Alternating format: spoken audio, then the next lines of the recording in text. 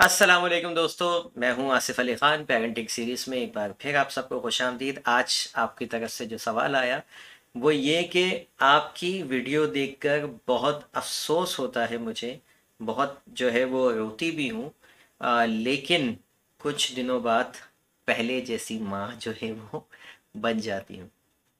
बहुत सारे जो है वो वालिदैन हैं जो ये बात कहते हैं, ये जुमला कई लोगों की तरफ से आता है कि वीडियो देखकर वो जो एक ज़मीर होता है ना, वो जाग जाता है, अफ़सोस भी होता है, ठीक है। लेकिन कुछ दिनों बाद फिर वही पुरानी रूटीन पे आ जाते हैं। अफ़सोस को जो है ना, पछतावे में कन्वर्ट ना होने दें।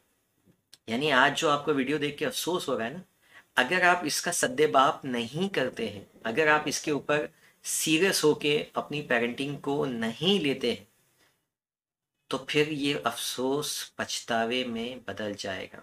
और एक वक्त आएगा, ऐसे भी वालिदैन की एक बहुत बड़ी लिस्ट है मेरे पास सवालात की, जो कहते हैं अब वक्त गुजर गया, ठीक है, बहुत टाइम निकल जाता है, उसके बाद सिर्फ पछतावा होता है। वो पछता रहे होते हैं, काश हम कुछ कर लेते पहले, अब तो बच्चे की उम्र निकल गई, ठीक है। तो ये अफ़सोस, अब ये पछतावे से बचने के लिए क्या किया जाए? जैसे ही आपको अफ़सोस होता है ना, बेसिकली ये वो फीलिंग होती है, ये वो स्टेट ऑफ माइंड होता है जब आप अपने अंदर चेंज ला रहे होते हैं।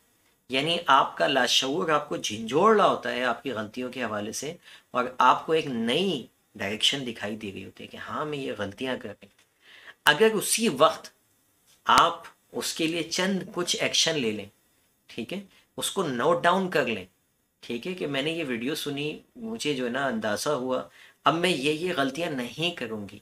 वो लिस्ट बना लें, 8-10 बड़ी बड़ी कोर गलतियां जो आप करते हैं ना, कि बच्चे को उठा के मार दिया, पीट दिया, चीखा चिल्ला दिया, स्टडी के दौरान फुली चिड़चिड़ाहट मोड के अंदर जो है वो आप बात कर रहे हैं, सुबह भी उसको जो है ना बातें सुना रहे हैं, ठीक है, उसकी तजलील कर रहे हैं, मोटी मोटी चीज़ें आप लिख लें कि भाई ये काम तो आज से करना ही नहीं।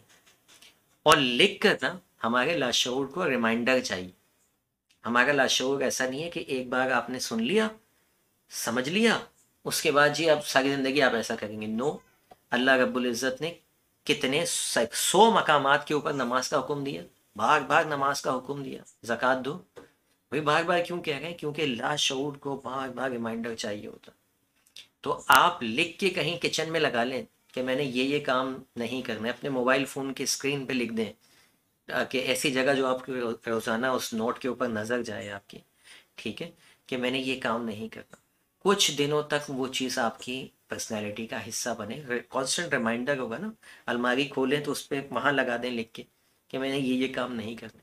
तो आपका लाशऊर को मैसेज मिलता रहेगा, ये काम नहीं करना, नहीं करना, नहीं करना। साथ में आप ये भी लिख लें कि मुझे क्या क्या काम करने हैं, ताकि वो दोनों मैसेज मिलते हैं। और यूं आहिस्ता आहिस्ता जो चीज़ आपको अभी एफर्ट्स लगानी पड़ रही है ना अपने अंदर तब्दीली लाने के लिए, वो फिर आपकी सेकंड नेचर बन जाएगी, ऑटो पायलट हो जाएगा, ऑटोमेटिक काम होने लगेगा कि ये करना है, ये नहीं करना। डूज एंड डोंट्स क्लियर हो जाएंगे आपके। अदरवाइज क्या होगा, हर वीडियो पे आपको आंसू निकलेंगे, अफसोस होगा, और फिर जब वक्त निकल जाएगा तो फिर सिर्फ पछतावा होगा और कुछ नहीं।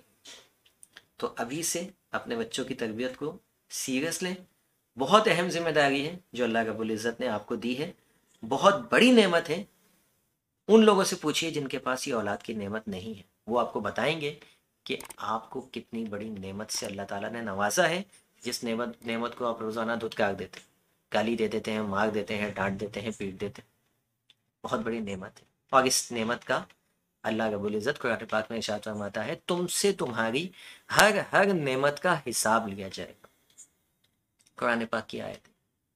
तो मेरे हिसाब से औलाद सबसे बड़ी नेमत है, और इसका बड़ा कड़ा हिसाब भी लिया जाएगा। मिलते हैं किसी अगली वीडियो में। Thank you for watching. अल्लाह हाफिज़।